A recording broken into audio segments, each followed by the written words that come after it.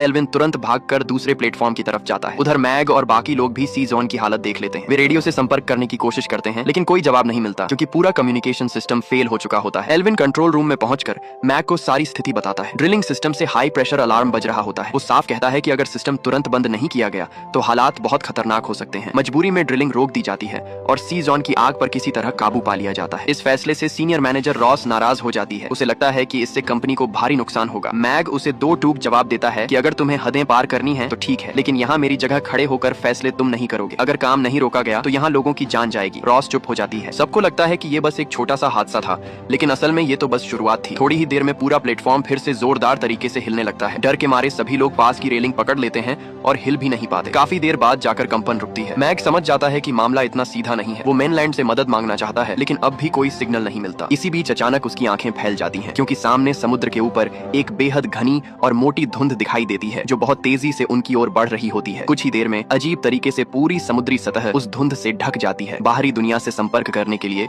Maintenance team leader फुल्मर और उसका deputy बाज बाहर जाकर हालात चेक करने का फैसला करते हैं। जब बाज आधा रास्ता चढ़ चुका होता है तो उसे एक बहुत ही अजीब आवाज सुनाई देती है। वो फुल्मर को आवाज देता है, लेकिन कोई जवाब नहीं आता। धुंध इतनी घनी होती है कि उसे फुल्मर दिखाई ही नहीं देता। मजबूरी में वो ऊपर चढ़ता रहता है और पैर फिसल जाता है। असल में वो आवाज सीगल्स की होती है। तभी फुल्मर भी ऊपर पहुंच जाता है। दोनों टॉवर के ऊपर जाकर जांच करते हैं, लेकिन बाहर किसी तरह की गड़बड़ी नजर नहीं आती। सब कुछ ठीक होने के बावजूद सवाल ये